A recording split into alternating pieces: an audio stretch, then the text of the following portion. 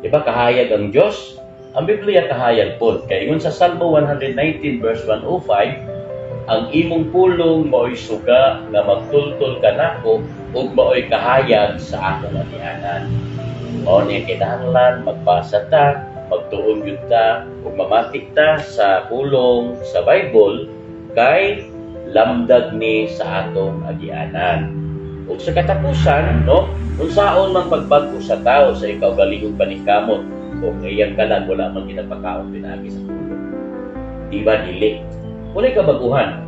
Di ba?